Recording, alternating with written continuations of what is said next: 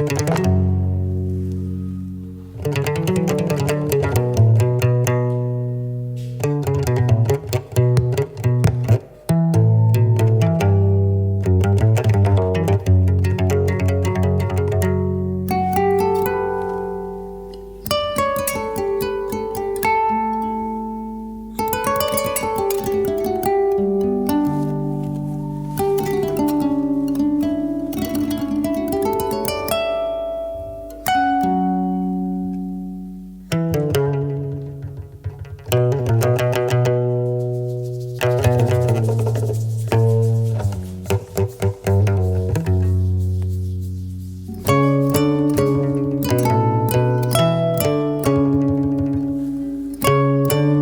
ne cessera de le dire, Ségou, c'est une ville de merveille qu'il faut découvrir chaque fois. Machi Ségou Tamalité.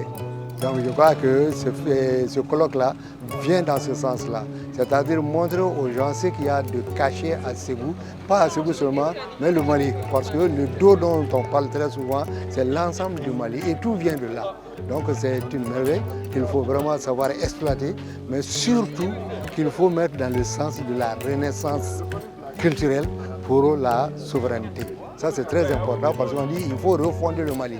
La refondation du Mali passe d'abord par la connaissance de ce passé-là, sa valorisation et sa mise en harmonie avec les réalités, les contextes d'aujourd'hui. Je crois que c'est dans ce sens-là que tous ceux qui étaient là comme panélistes, comme participants, c'est des experts, des gens qui ont des connaissances, qui ont des savoirs et qu'il faut mettre à profit pour vraiment dégager une piste pour l'État. Parce que c'est l'État qui a besoin de ça aujourd'hui.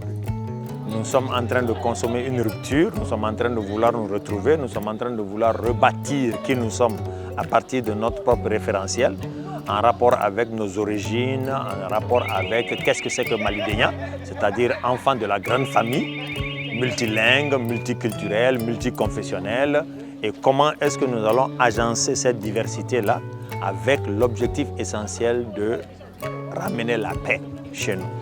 Donc je pense que le colloque est tombé au bon moment parce qu'avec le renouveau de l'agenda gouvernemental 2025, c'était l'année de la culture.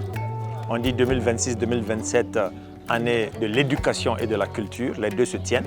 Donc cette articulation nous met en mission et nous pousse à exceller davantage. Ce sujet de souveraineté et ce sujet de renaissance est imposé. Donc le fait d'avoir su bien organiser le colloque dans des conditions matérielles idoines pour permettre l'interaction non seulement en présentiel, mais aussi avec les gens à distance à travers Internet, les réseaux, etc.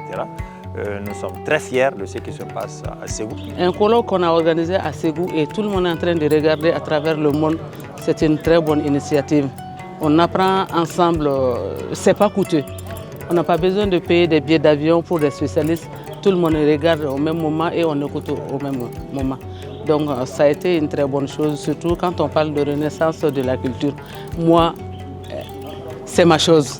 La souveraineté, donc, nous abordons également donc, dans le cadre de l'AES, qui est une confédération, et avec laquelle donc, nous nous sommes mis dans une alliance et qui nous permet d'affirmer une souveraineté de défense et une souveraineté diplomatique, mais également d'envisager la souveraineté monétaire, qui est un complément. Donc, au jour d'aujourd'hui, cette question de la souveraineté est très actuelle.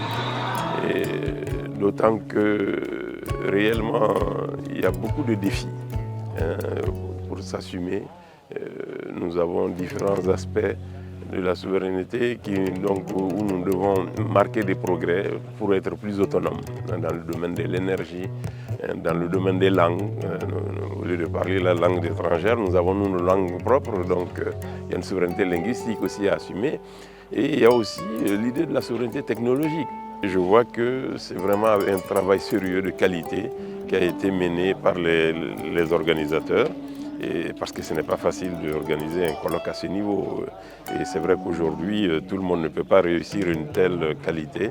Donc c'est les féliciter pour, n'est-ce pas, le travail abattu. Ça a été très bien préparé et très bien exécuté.